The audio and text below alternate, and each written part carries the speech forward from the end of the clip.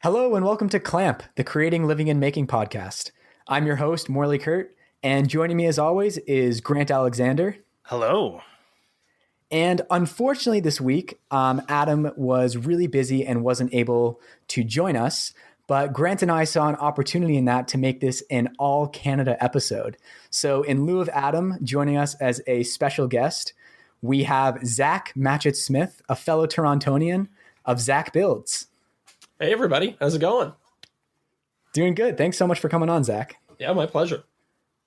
So for the people who might not be familiar with your work or what it is you do, why don't you just give like a quick introduction to a little bit of your background and type of stuff you make and videos and all that good stuff. Okay, cool. So I am a Toronto area contractor, and I decided to start social media. Social media counts, I guess, it's plural. So I make YouTube videos and I do Instagram, and I don't know, I also have a blog, but I'm not sure if that counts these days. And basically what I wanted to do was I wanted to find a way that I could take all the things that I learned about building and teach them to people. And so I started, kind of doing furniture projects and little building projects and stuff like that. And, trying to include as much detail about how I did them and then sharing them with people. So I've been doing it for like the last 2 or 3 years now, and I'm really enjoying it. Awesome. Yeah. Yeah, and we'll dive into it more later, but like it's not like you've just been building stuff the past 2 or 3 years. Like you have many years of experience of renovations, houses. Yeah. So okay, yeah, sorry. I should have been a little bit more clear about that. So I've basically been working in the construction world since I was like 5 years old. So my dad started the company with my grandfather the year I was born, or maybe like 6 months before I was born.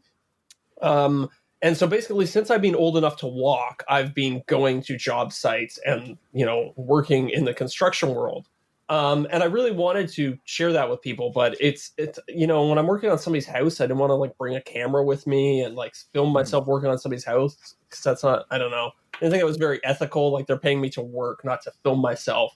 So the furniture projects and the building stuff kind of came as a way that I could, I could share the things that I learned, but in a more controlled environment on my own time. For sure. That makes total sense. All right. That's awesome. So Zach, more recently, the last couple of weeks or so, what have you been working on? What has been in your clamps this past little while?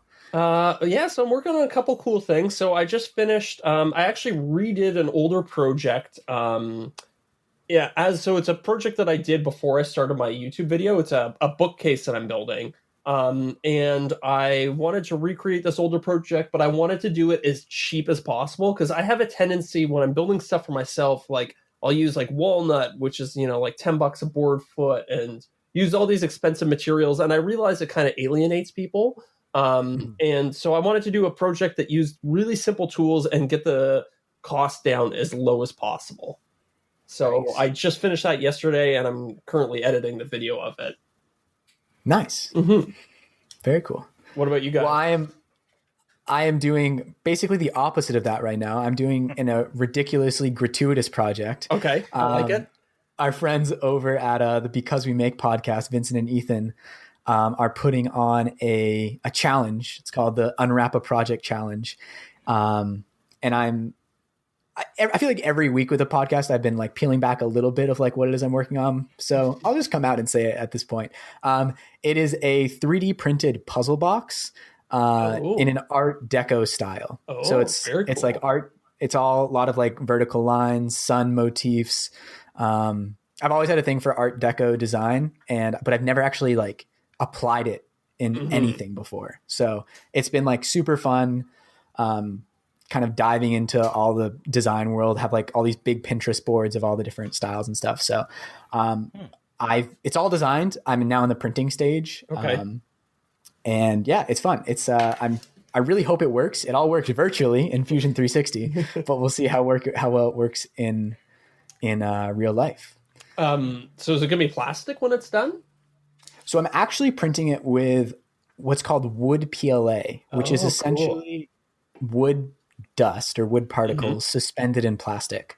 Okay. So what you end up with is this like, it feels like a very high quality plastic, almost like Playmobil is made of. It's marketed as like wood that you can 3D print, but it's not really. Unless you can, if you print a really, really organic shape, it could pass as wood. And the cool thing is that it sands and stains as wood. So once you start playing with it, like you can get it to like kind of emulate wood. Okay. I don't really plan on doing that. I was thinking of standing up, but I'm not thinking of doing it anymore. It just is like an interesting, nice feeling material. It feels a little more natural than just plastic. Does it kind of like when it comes out of the printer, is it kind of almost like wood filler or? Kind of, yeah. It's almost like a bendy-ish plastic. The cool. Finished material is more similar to MDF, but that is a little more flexible. Very cool. Yeah. So that's been the main work recently. And then I just finished up a leatherworking video, which should be posted by the time this episode comes out. It's my first kind of ASMR leatherworking video, so like all shop sounds. It was funny. I do a little like Patreon's exclusive podcast for my projects, and I realized as I was talking through it is like, this is actually the style of my first videos, where it was like no music, just shop sounds. And I didn't even know about this whole video trend at that time. And now it's kind of interesting to take everything I've learned and putting so much effort into syncing my work up with the music and then taking out the music altogether. Yeah. And it's a very like strange experience, but I think it turned out well. Cool. I'm almost afraid to do one of those ASMR videos. I just don't feel like, I know people love them, but I feel like, I don't know. I feel like if I were to attempt it, it would just be too boring and people would immediately tune out and never watch it. So for me, I am always breathing into the microphone, and no one wants to hear that over top of the tool noises. Yeah. So I just go, I'm going to throw a bunch of music on top of this.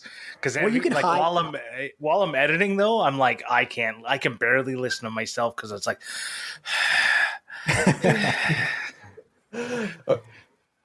So, quick question for you guys then. What do you use to record sound when you're working in the shop? What's your microphone setup? So I use a Rode Video Micro, I believe. Okay. It's an on-camera directional shotgun mic, which gives me really great directional audio, and it's great for something like this. But I definitely do have to be conscious of the breathing. Yeah.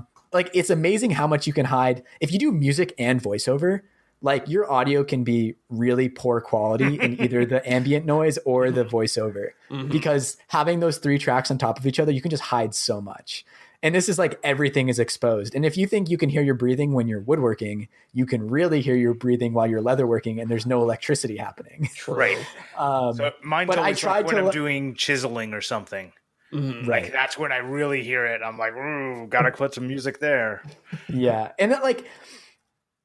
I wasn't really conscious of that when I was filming it. So you do hear it a bit in the video. It's not overly distracting though. And I tried to take out the worst bits. There's this really funny moment where I'm burnishing the edge of the leather and I just burp. Like I pause and burp, not putting it in the final video, but I think I'm going to like do an Instagram post after the fact. Cause it's just like, I was editing with headphones on and the audio is so loud and it's just like so striking out of nowhere. Yeah. I just use the microphone on my GoPro. So. Oh yeah, that's all I use. The new GoPros apparently have like an incredible microphone array, so they have like 7 microphones or something like that. So wow, yeah, it works. It works surprisingly well, but it's nothing like it's not as good as like any external mic would be. Right, but it is convenient.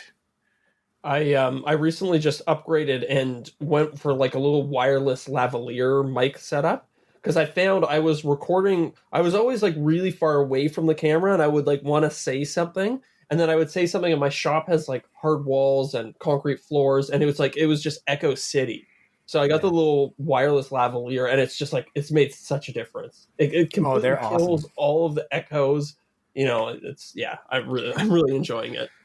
The best part about that is that when you move, your voice doesn't change. Exactly. Because there's people who don't have that and they're like far away and you can barely hear them and they're talking like this. And then they get right up in the mic and you're like, oh my God, like and you're constantly playing with the volume and you're like, oh.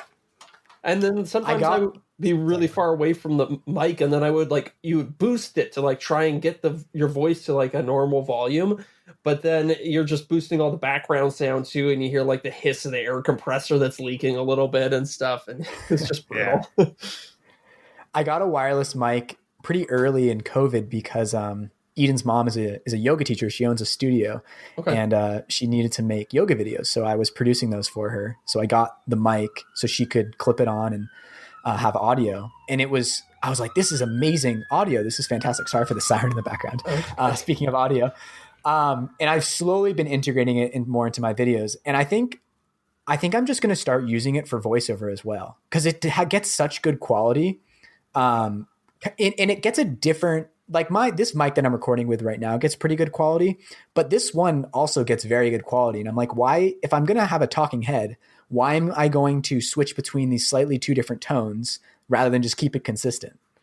I had the same thing. So I have this podcasting mic that I set up. I use it for voiceovers. I was like, it just doesn't sound as good as the lavalier mic. Because the lavalier mic is no matter what you do, it's 6 inches away from your mouth, or maybe even less than that. So it's it's perfect. It sounds so good.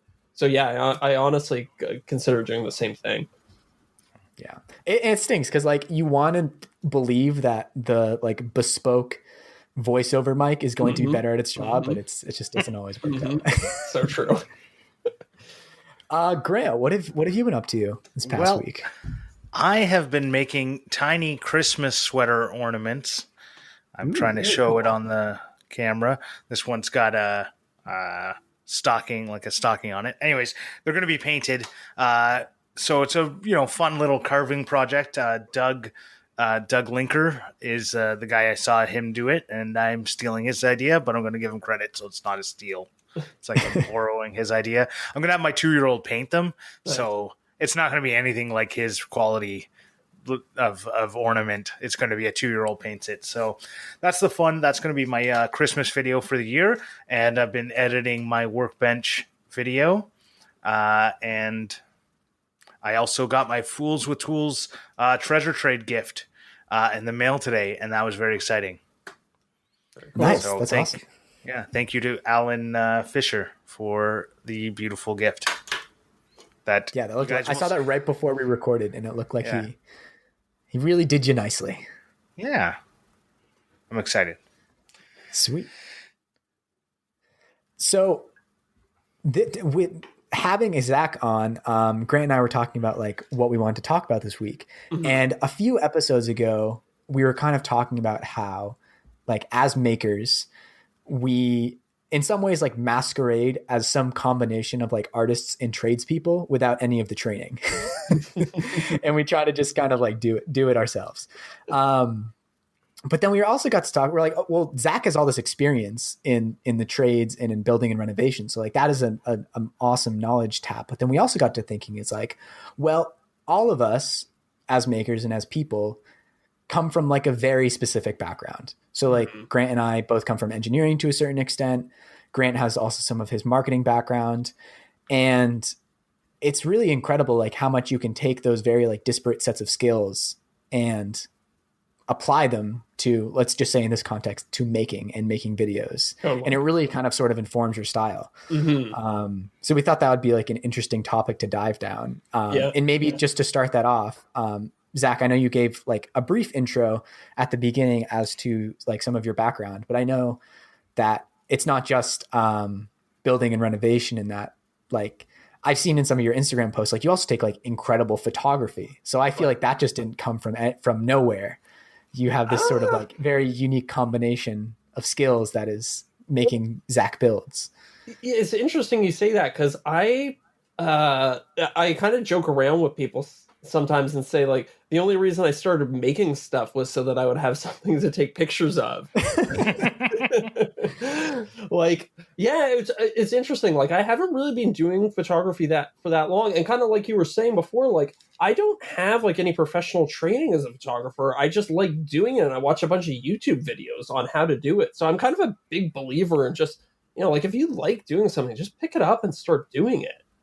Mm-hmm. And same thing with woodworking. I often kind of feel I'm masquerading as a woodworker, because I have a lot of experience as a carpenter on job sites, but that's like rough framing. That's like if you're out an eighth of an inch, it's like it's no big deal, right? Yeah. But then when it comes to like joinery and stuff like that, like I had no idea what I was doing when I first started, but it was, I kind of had a little bit of confidence and I had familiarity with the tools, but nobody ever nobody ever taught me how to do a nice glue up or anything. But I think the familiarity with the tools is a big one. Definitely. Because that's something that a lot of woodworkers I talk to, or beginning ones, are like afraid of a table saw. Yeah. Right. Yeah. And if you come from a trade where you use a table saw to rip down giant pieces of 4x8 sheets of plywood to do whatever, you're not going to be afraid of that saw because you have seen it throw a 2x4 all the way across the yard. Yeah. Right. So I think that's a big like skill that you can transfer into woodworking. For sure. And the familiarity with it and the comfortability around it is actually kind of interesting. Like coming from the construction world, nobody wears safety glasses. Nobody puts on headphones, like nobody wears a mask. So it was very interesting I got a lot of early criticism about like how unsafe a lot of my practices were, and I've definitely made an effort to correct them. But it's stuff like that in terms of like on camera stuff you were doing. Yeah. Because on a job site, it's like you're just trying to get it done as fast as possible. If you have to make a quick cut on the table saw, you might not be looking around for the safety glass. You might just do the cut and do the safety squint. Yeah, exactly. Yeah, I put on my squinty goggles. Oh yeah, that's how my dad taught me. Mm-hmm. Like he would be wearing the safety glasses and he'd tell me, hold this end of the board and close your eyes, right? Just don't let go of the board. Yeah. But Dad, all the wood chips are flying this way. Yeah. I can't believe is how many people use like a router without what I like to call ear goggles, earmuffs, like of any sort. Like it's so like, do you already have tinnitus? I don't understand. Yeah. I actually worry far more about my hearing than I do about my eyesight or anything like that. Cause I've been around a lot of loud tools. Mm-hmm. Yeah. I've actually got tested and I've lost hearing in both my ears, but at different frequencies. So I can still hear them all. Yay. And that was before I even like got into woodworking really. But, yeah, I need to be way better with toxic chemicals and just like using contact cement and leatherworking. My current strategy is just crack the window, but when you can feel it in your nostrils for like 12 hours afterwards, especially Bondo. I mean, I'm not using that much these days, but the times I have used Bondo, nothing has ever stuck in my sinuses as much as Bondo has. It's brutal. Yeah, I've been trying to, and even like I was building that bookcase and I was like staining it. And I was like, should I be wearing a respirator right now? And I was like, if I have to ask that question, I should probably just be wearing a respirator right now. Yeah. So I don't have a sense of smell. Mm-hmm. And growing up, I used to make little car models. And back in the day, there wasn't like water-based paints weren't a thing, right? You couldn't get acrylic paints that were appropriate for doing models, so you had enamel, and everyone had the same like Tester's enamel square bottle things, and you just paint thinner and clean your brushes. And I would paint them in my room on the desk actually that I'm currently using, but so that's kind of cool. But anyways, I would paint them in my room with paint thinner, and sometimes I'd go to sleep and forget to close the paint thinner. Oh my God. And my parents would wake up and go like, what is wrong with you? How can you like, how do you not smell this? I'm like, I don't know. I guess I can't smell things. And so I've lost a lot of brain cells that way for sure. So when you say you can't smell, are you exaggerating a little bit, or can you just legitimately not smell anything? I legitimately cannot smell anything. I'm like blind in the nose. Doesn't that affect how you taste things and stuff too? Yes. Wow, interesting. So I taste things completely different than other people, but it is I value texture way more than a lot of people do. Right. Makes sense. Oh, interesting. Yeah. I wouldn't have thought that. But in a weird way that I actually like things to be like easily chewed and like not like Oh, not smoothie level, but like the closest to smoothie, but still being solid is like my favorite way of eating food. I don't know Wow, why. that is the opposite of what I would expect. I would think that you would like want the crunchiest, most interesting textural things. Mm-hmm. Yeah. I don't know. Anyways, It's weird. bring it back to the topic a little bit and kind of segueing from what you were saying, Grant. Do you think like your experience in like building model cars and all the model painting you did back in the day has informed the types of making that you do now and like the things that you like to do? Definitely. Like, cause the little sweaters I'm working on are tiny and they're small. And I like working on these little small things because like it kind of has that remnants of doing it. So I have that detail focus from doing that. Like to build a little car model, you're painting these little tiny pieces and stuff like that. And when I'm making this little Christmas ornament, I'm doing the same thing. I like making smaller projects a lot of times. One, they're cheaper, they're a lot more, that bit of wood was like 50 cents basswood, right? Like, so that kind of thing, I think it does transfer a little bit because I learned all these like skills on working with detailed stuff. Mm-hmm. Mm-hmm. See, it's really interesting. It's like, it's basically the opposite of how I'm coming at this puzzle box, because my like educational background is in civil engineering and specifically structural engineering. So I'm making this like 4x5x4 little box, which is essentially a miniature. I have very little experiences in doing miniatures, and I'm essentially designing it and building it as if it's a building. I'm thinking like beams and columns, and I have no idea what sort of tolerances or things you have to watch out for in miniatures. I'm kind of just winging it. I was like, oh yeah, 100th of an inch. That seems sufficient for a slip fit. I have no idea. Just do one test. Seems like it'll work okay. But that definitely informs a lot of how I build when I'm doing less leather and more sort of wood and 3D stuff is thinking about it from like a structural point of view. And it's very like, I think most people have a pretty intuitive sense of how like structures work and how structures stand up. And it's very interesting in my degree. Like it was very weird when you would see someone in a structural engineering class who did not have an intuitive sense of how buildings worked. Mm-hmm. And you're like, oh man, I don't know if you should be in this program. like if you're this far and you don't understand that, like if the wind blows this way and this cross brace will be under tension and this other one will be under compression, then maybe you're not in the right place. That being said, like there are a lot of parts of structures that like aren't obvious, and that like when someone explains to you, like you're like, oh, that makes sense, but like you wouldn't necessarily assume it. So that's been like very useful for me in like troubleshooting, and especially thinking about like possible like where something could break, being like, oh, I have to watch out for it here because this is where it's going to be weakest. Yeah, totally. Yeah, I do that a lot. I see that a lot in the construction world when we're working on something, and I'll be telling somebody like, push up on this end of it and that'll drop that end down. And I look at them and I get a blank stare back. It's like, how do you not understand the relationship of some of these materials? It can be quite impairing for some people. It sounds like they didn't even ever use a teeter-totter when they were in the... Exactly, yeah. It's like, this is a pretty simple relationship that like I would assume most people intuitively understand, but you run across these people every once in a while. Yeah. Well, one other thing I noticed, correct me if I'm wrong, but I think it was your grandfather has a bunch of sculptures around Toronto. Yes, he does. So there's like not as many anymore as he used to. A lot of them, as he was very, prolific. Is that the right word? In the 70s and 80s. And now as he's getting older, he's not making as many. And a lot of them are coming down because they're in older buildings. They're being renovated. So there's still quite a few of them up. But, every couple of years, one of them gets taken down. Right. Did you have any... Like, have you been around that when he was building them? Yeah, so I did a couple when I was in university. That was like kind of one of my side gigs, was I would go to his studio and he was making some sculptures for the lobbies of condos at the time.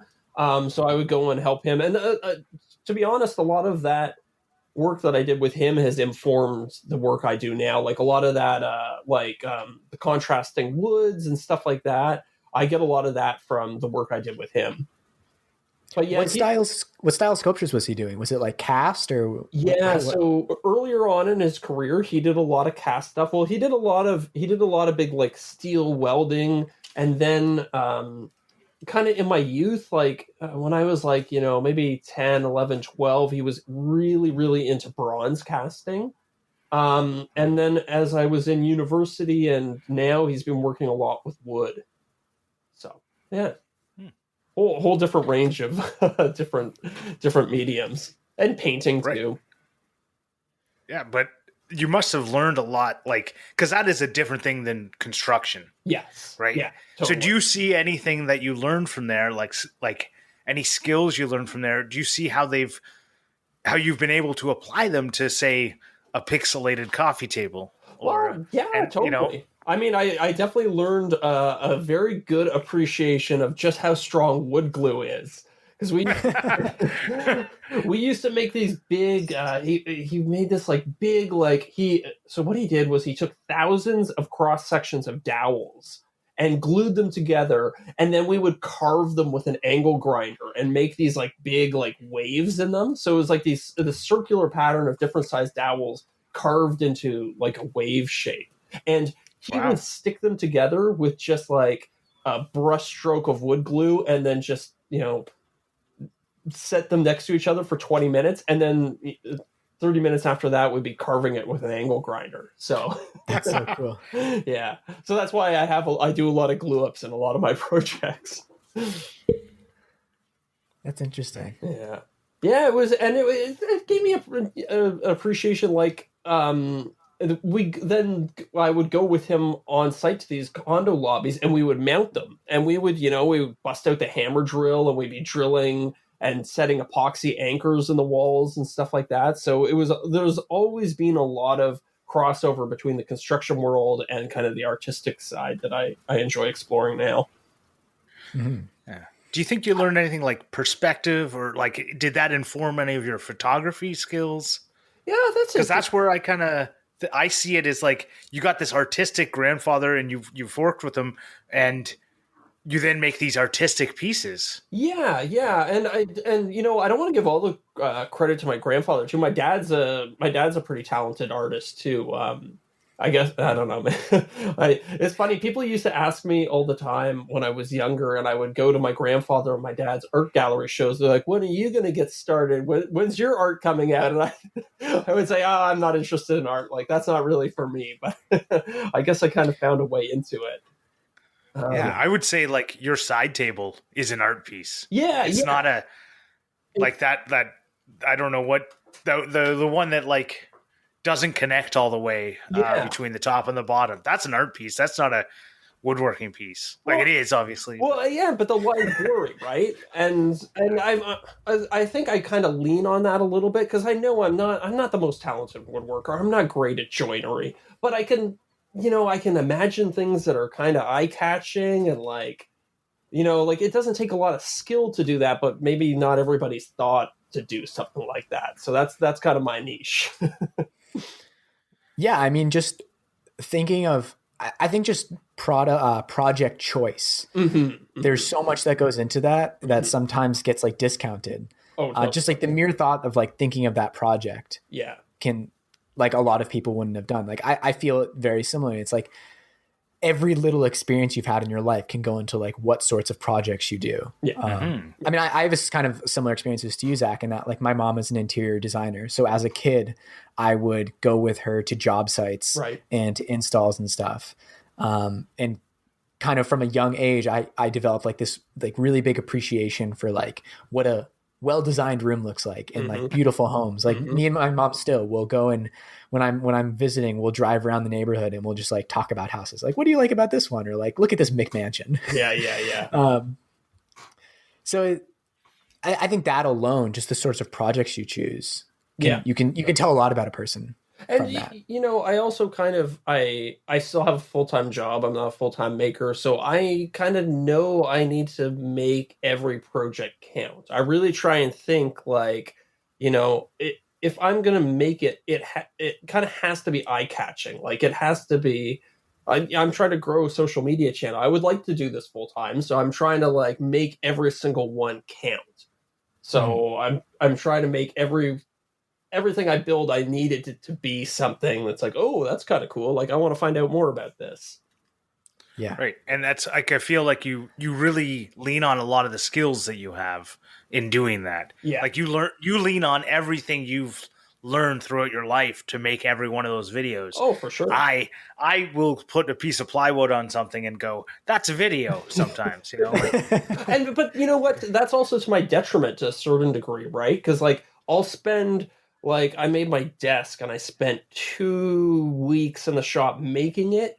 And then I spent probably like another 3 weeks editing the video. And some people are like, oh, I want to build something today. I'm going to build this one thing today. I'm going to shoot it. And then I'm going to have the video out 3 days later, or whatever it is. Right. So it's a double-edged sword. Yeah, it is, but it pays off. I hope like, so. when we've been chatting since before you had a YouTube channel. Yeah, that's true. And you now have 20,000 plus subscribers. And like half of that came in like the last like 2 or 3 weeks too. Right. Yeah. And I already I think I had 1,000 subscribers when we started chatting, and now I have not even 2,000. So what you've been doing has been working for sure. You've been pulling all the skills together to make some great content. Yeah. Well, thank you. That's very nice. I appreciate you saying that. And it is, and you're right. It's like I try to put everything I have into these videos, and I'm treating it like it's the thing I want to do. Like I'm treating it like as if it were my job, even though it's just kind of like the thing I come home at the end of the day and do right now. Yeah. And I just, I'm going to go backwards and then forwards. But I was going to say is like one of the things I really admire about Jimmy DiResta, there's a hot take. No, but is the fact that he's found a video style that like perfectly dovetails with his personality and his workflow. Totally. Like he's found that he can make his style of videos quickly and they're interesting and it all works great. Like it's sustainable. That's a really big part of it. Yeah. And I think figuring out a sustainable workflow if you're trying to, as you said, like grow a YouTube channel is really, really difficult because you have to put in a ton of effort if you want results. I mean, like it's people increasingly on the internet and like YouTube and Instagram, like they expect higher and higher levels of quality. Yeah. And like, that's something I kind of had to realize this year is like, you have to put in an inordinate amount of effort sometimes. And sometimes you can't just be like, I want to be as efficient as possible. Like it has to hurt a little bit. But then at a certain point too, it's like figuring out something that is sustainable for you and that like you can do long-term. And like, I feel like I'm like slowly figuring that out. I'm like, oh, okay, maybe if I let go of this thing a little bit and do this thing a little more, it'll make me happier and more successful. And then we're all laughing. Yeah. I mean, it's a skill thing, right? Like you develop as you develop skills as a baker, you like develop skills as a content creator, right? Like I used to try and explain everything in my videos, like talking to camera. And then I realized like, oh, that's like, I'm not good at talking to the camera. I like fumble all over my words. I had to say things 50 times. And so I was like, okay, you know what? I'm just going to say like a rough outline and then I'll fill it in with voiceovers. And it's like, oh my God, that just like saved me. That decision alone saved me probably like 20 hours on every video or something like that, you know? Yeah. So. Well, and I think that's a good point to think about is that learning where your skills aren't strong and kind of either you try and work on those ones or you try and make it so that you don't need to rely on them. Yeah. Yeah. Because I don't do a lot of voiceover on my stuff. I don't do a lot of explaining of what I do because I personally like watching videos of sometimes going like, I want to figure out how that person made it. I'll watch it really quickly and go, I want to figure out how he made it. Totally. But I also get the internet doesn't want that. The internet wants an explainer video. Like they do the best. I don't totally agree with that. Yeah. And I think Zach, you're going to say something similar. Yeah. I was going to say there's 7 billion people on this planet, you know, like you can easily find enough of them who like your particular style. Like look at Jimmy DiResta, right? Like his videos are a little unconventional. He doesn't explain everything, but he's a huge success. So there's a niche out there for everybody. They're also only unconventional if you compare them to like the field as a whole. Sure. And like, I didn't see many makers on YouTube before I saw my first Jimmy DiResta video. I had seen like Matthias Wandel, Bob Claggett. That might have been it. And like maybe Nick Offerman. I don't know. And then I saw Jimmy DiResta and I was like, okay, this is another style. Yeah. You know, it just depends how you come into it. And I don't think you don't necessarily have to compare yourself against every other person who's doing it. Totally. And I think, you know, you kind of, I make the videos that I would want to watch. And I think we all kind of do that, right? I hope so. It's funny because when I look at some people's videos, and like Morley's a great example. His videos like are in such a different range. Like they go from ASMR videos of no music, no nothing, to like all music, all fun, right? And so some people do that, and some people do like all voiceover, and some people do no voiceover. Some people mix it up, like myself, who I basically go if the camera doesn't explain it, right? If I can't understand what I'm doing, looking at the camera, I need to add voiceover to it, right? I don't know. Anyways, that's not what we're talking about. Let's get back on, like, Morley. Let's get us back on the topic here. No, I was enjoying this tangent, but you're right. I'm pondering now. I don't really have anything to say about that. Now I'm just thinking. Back on this topic. Well, so you also you have a degree in commerce, right? Yes, I have a BCom. Yeah. So do you think there's anything that you learned in your business, degree that is transferable to what you're doing now on either social media marketing or even building? Why not? Yeah. Oh, 100%. So, you know, it's really interesting. One of the things I always I told this to all my cousins, like anybody who's younger than me. And when when they're hitting that kind of university age, you're trying to think about what you want to do. I always tell people, do you know what you want to do? Getting a business degree is one of the best things you can do. Because all of a sudden, if you're 25 and you decide that you just absolutely love coffee, you're in the perfect position to open your own coffee shop or open up your own coffee emporium or whatever it is, right? So it's funny. I got a lot of weird looks from some of my classmates when I graduated. A lot of them went to be analysts at banks and stuff like that. I was like, yeah, I'm going to join the family business and swing a hammer, and then I'm going to start making YouTube videos. So it's been a little bit of a weird path, but so much of what I learned in that business degree informs how I run my channel, how I talk to brands when it comes to doing deals, and all sorts of stuff. It's super handy. Yeah. Well, I definitely think like talking about deals. So you, by understanding the marketing side of it, somewhat, hopefully, based on your degree, what they're looking for.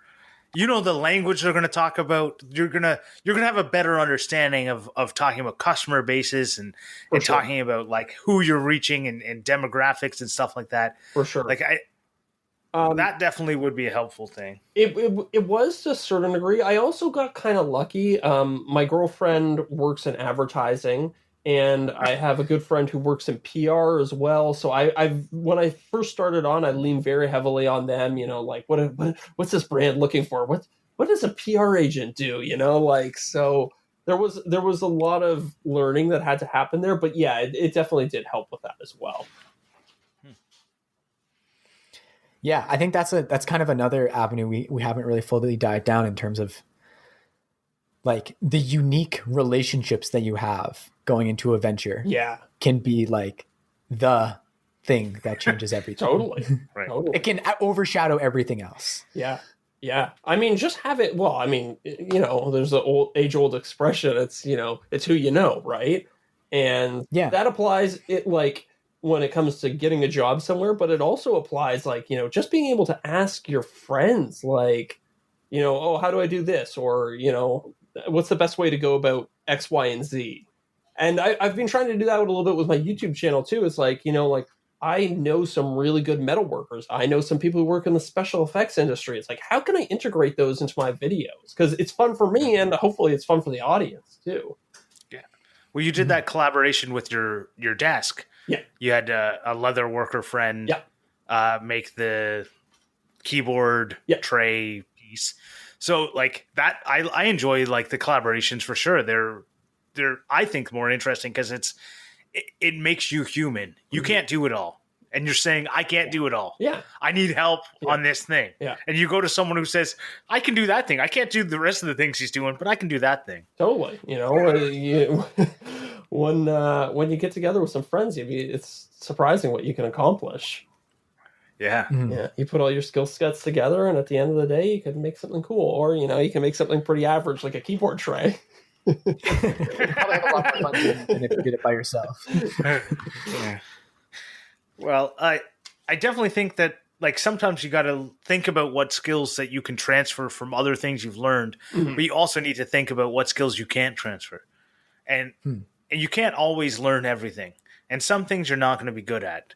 Like, yeah, I don't know. I'd like to push back a little bit on that. I don't think I'll ever be good at a lot of the things I do, but I think I can be like kind of okay. And I think that oftentimes that's good enough, right?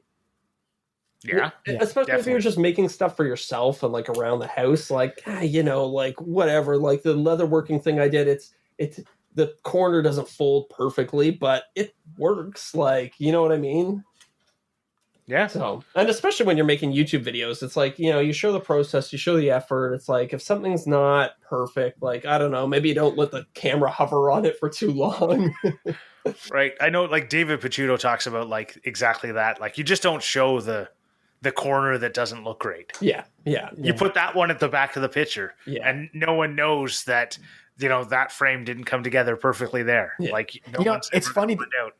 Like that sounds so obvious, but I think we can all relate to the fact that like when you make something and then you're making a video on it, I sometimes feel like I have this weird obligation that I have to show like all of it. Yeah. But you don't. Like there's no reason you have to. It's like what is the point of the video? Is the point of the video to show this person exactly what this thing looks like? Or is the point of the video to like transfer something inspirational or instructional or entertaining? Mm-hmm. You don't have to, that doesn't necessarily mean that you have to be like, oh, and look, I messed up this thing, but it's okay. Yeah. No one cares. Showing your mistakes are great when you can learn from them. Yeah, but if it's just like this is subpar, then right. Well, there's a difference, right? Like there's a mistake where it becomes a teachable moment. You're like, hey, I should have done this here. In the video you can see me doing this and it's wrong, and here's why you should do X, Y, and Z. But sometimes it's like, oh, the drill slipped and it marked the piece of wood, and I really don't feel like driving to Home Depot to get another piece of wood just to make this look perfect. And it's going to be in my house. I don't care. I'm just going to keep going. I just won't show that clip. Exactly. Yeah, exactly. Like, I think exactly what you just said. And the fact that like some mistakes, like wisdom comes out of them, and some mistakes are just like, this is so situational. And like, no one really needs to be burdened with this. Totally. I think in my latest video, I even made a comment in the voiceover. I said, because I'm the one editing this video, you're never going to see the mistake that just happened or something like that. Yeah. That is one thing I really do like about your videos, and the fact that like you like regularly break the fourth wall, and not just like in doing voiceover, but like you making and you talking to the camera and you explaining it all feel like very integrated into one another. Oh, thank you, man. It's it's something I try to do. I try and film shots so that they bleed into other shots, and I try and say things in a way that I can like continue the sentence in a voiceover. It doesn't always work, but I try and do it. Yeah. I don't even like, I've again kind of coming from like what niche you want to choose, and like when you're doing something, it's like I've never even like thought about like doing match cuts between like voiceover and like on camera speaking. I was like, oh, that's a very interesting opportunity that I've never even considered before. That just blew my mind. Completely blew my mind. I never once thought about having the talking head just start the sentence and move to the other part, but then don't use the voiceover that I was just recording. I can just re-record parts that are the voiceover part. Jeez. Yeah. Zach, you're just transferring some skills right now. The other thing I like to do sometimes is like obviously in woodworking you're doing like a lot of like repeated processes and stuff like that, right? So sometimes I'll show clips out of order, but it like I'm trying to think of an example of this. Like I'll be working on piece A and I'll film it from one angle, and then I'll be working on piece B and I'll film it from a different angle, but I'll cut it together in such a way that it looks like one piece, so you get like different angles and stuff like that. Yep. Yeah. Oh, I do that all the time. Yeah. I like that is my favorite thing to do when I'm doing something repetitive, is because then you do it the whole way one way, and then you move the camera, so you're not moving the camera halfway through a shot, but then you show it. It's like ripping down boards. Yeah.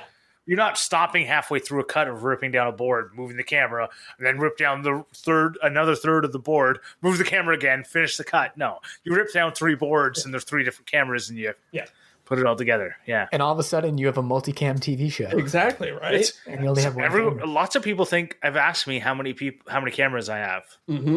Mm-hmm. And I'm just like, 1. And I move it around a lot, but they don't get that I move it between. Yeah. I think my favorite comment that I ever got once on a Reddit post was somebody was like, "How much do you pay your cameraman?" And I was like, "Oh, thank you." That's like when you're playing video games and somebody accuses you of hacking when you're not hacking. Yeah, it's a pretty big compliment. The best is when you get kicked from a place and they're because you were too many headshots. You're like, yes. Well, I'm trying to think. I feel like there's other sort of like skills we all come from that you wouldn't necessarily think of, because it is like you are such a product of like every little thing that shaped you. Like you can go down the route of like minutiae of like, of course, like X, Y, and Z thing.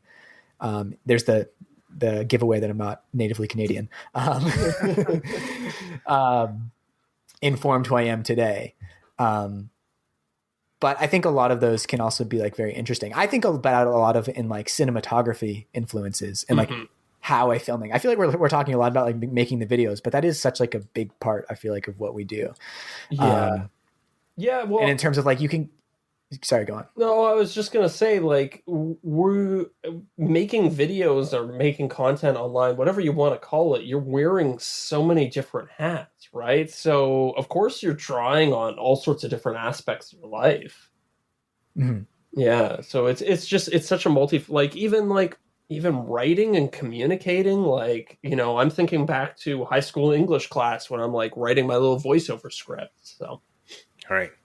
Yeah. There's probably no pursuit I've done in my life that is like as multifaceted and multidisciplinary as this. Totally. Yeah. That's what I actually enjoy about it. Like making things is great. Making videos is great. Mm-hmm. Putting them together, and then on top of that, like doing Instructables posts with it, you're kind of getting like these, so much you're bringing together it's just amazing, all the skills you need to be successful. Totally. I don't know if you guys are familiar with Scott Adams. He's kind of like a little bit of a controversial figure now. He's a guy who created Dilbert. He does like a lot of political commentary and stuff. Anyways, it's unrelated to that. I heard him talk once, and he was talking about skill stacking. He was like, you look at Dilbert cartoons, right? He's like, I'm not the best cartoonist. I'm not the funniest guy. I'm not the best writer. But when you combine all of those various skills, you end up with a very unique skill set that has allowed me to be super successful. And I think about that a lot, right? Like, how many people can build something, shoot a video of it, write an Instructables post about it. They're not, you don't have to be the best at everything, but when you stack them all together, it's a pretty unique skill set. Yeah. Definitely. I think that's a good note to end on and to transfer into our Clampmendations for this week. And actually this conversation inspired me to change mine. I'm still going to mention the first one, but I thought of another one that is very relevant to what we're talking about. So actually, I'll kick it off because there's your segue.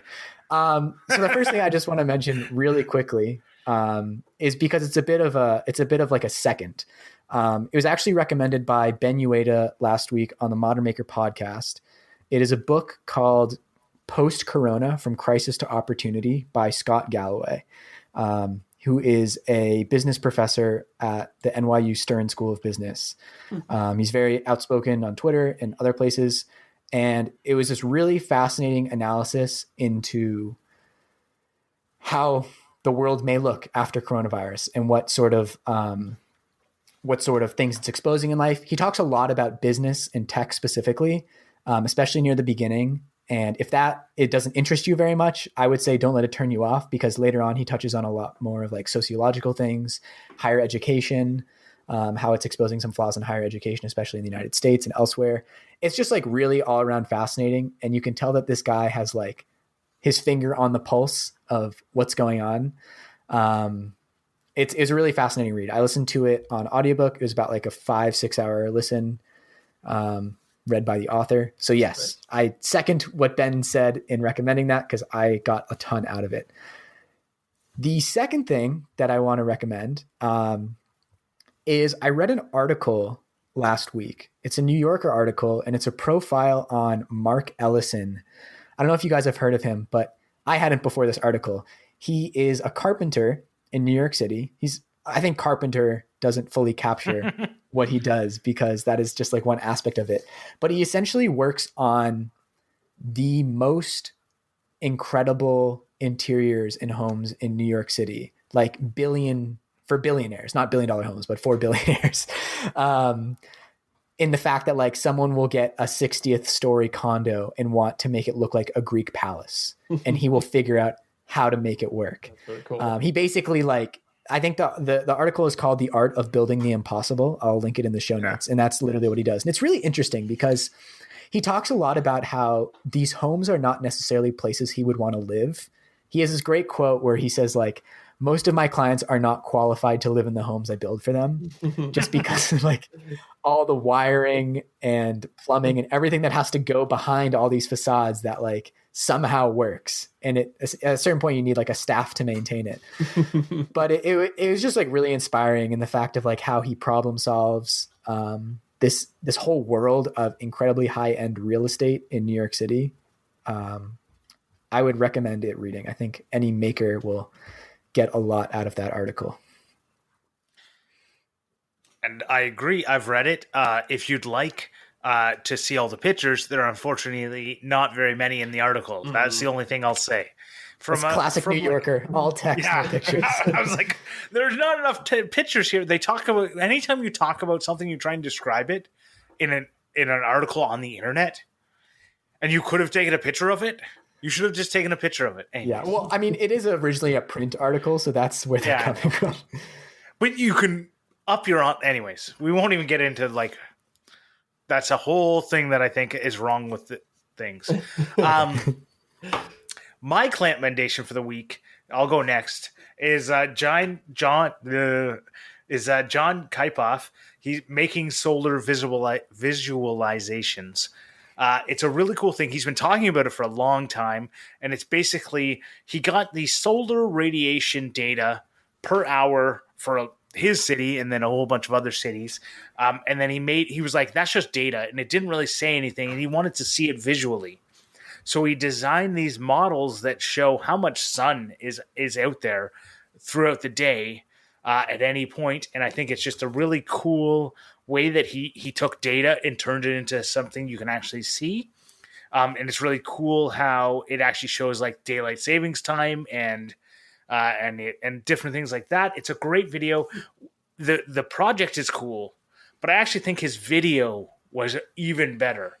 It's an incredible video. Yeah, I think it's like one of the best videos. Like it's got the best B-roll and like, I don't know what to say. It just was a really, really engaging video for something that most people, I'm going to say, are not going to be engaged by visualization of data. But yeah, he took these beautiful drone shots of his hometown. Yeah. He did all these sort of like sound effects when he was going to buy the wood. It was it was pretty incredible. I think John needs a TV show. Totally. He's a smart guy. It's funny because when I talked to him once, he mentioned how much of an inspiration Mr. Rogers is to him. And I can totally see that. Like the teaching on camera, that level of production quality. I still have yet to see that movie, the Mr. Rogers documentary. Yeah, me neither. So I'm going to be completely honest with you guys. Beforehand, you sent me the format of the show. I didn't know that I had to bring a recommendation. I thought you guys were going to do the recommendation part of it. Oh, my email must have been unclear. I'm sorry. No, I think it's just my reading comprehension. But if you would permit, I would like to give 2 recommendations of 2 of my buddies who also make YouTube videos. Is that okay? Definitely. Sounds perfect. Like Grant and Morley, right? Yeah. Okay, done. No, I want to talk about my 2 buddies. Chris Zoom Keller, his YouTube is Zoom Keller Workshop, and he does very similar to what you guys were talking about earlier, like the ASMR style, no talking, just beautifully shot, very minimal with the music too.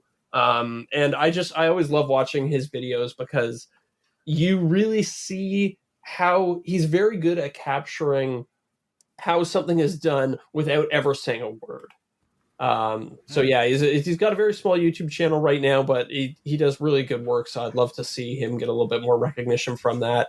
And then my other Clampmendation, is that what you guys say? Yeah. Okay.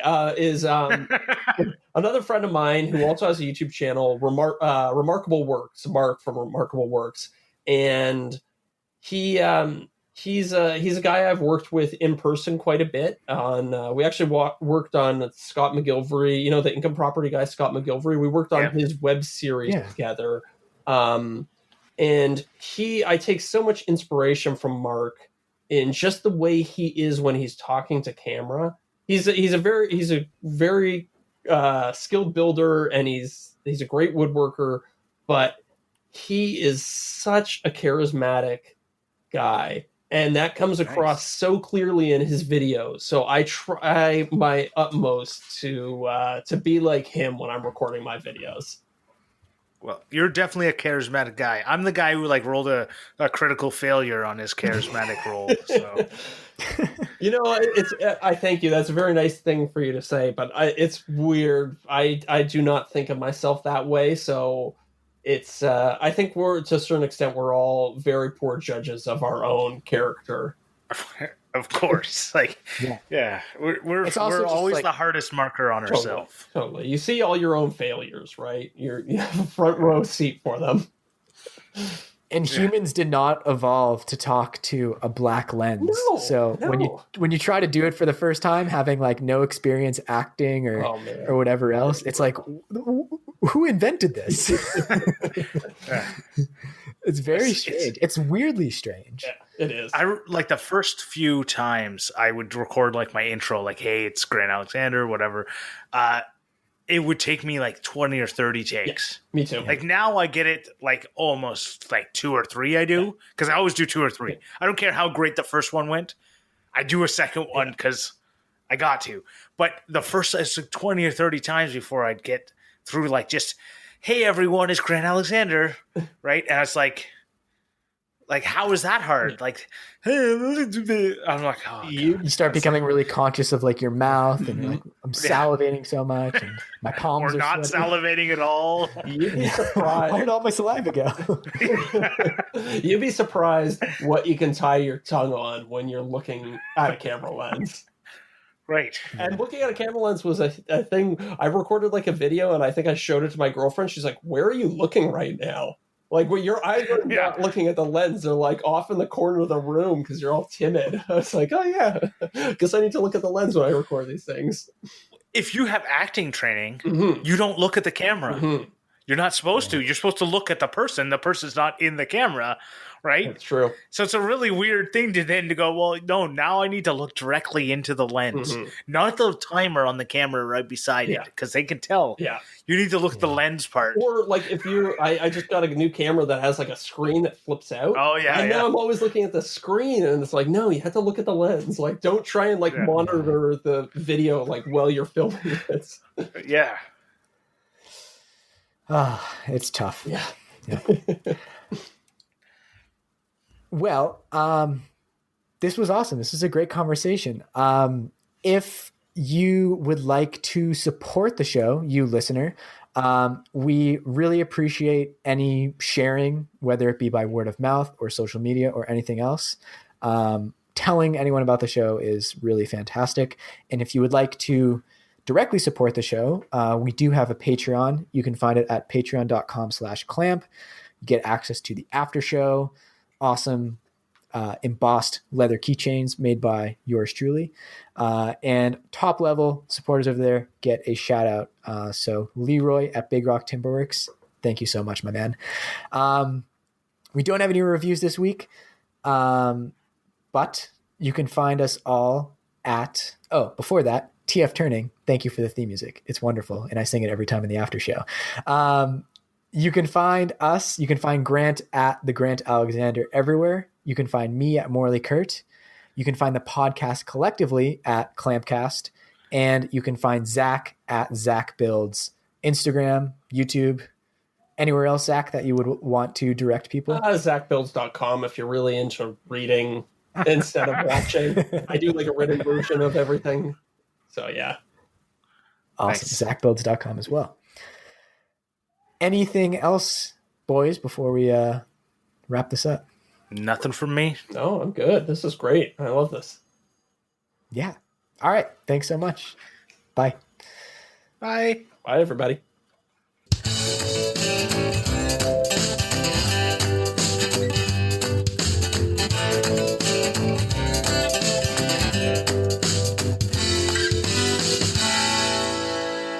No, I don't think so. There's like no like safe words that I shouldn't say or anything like that.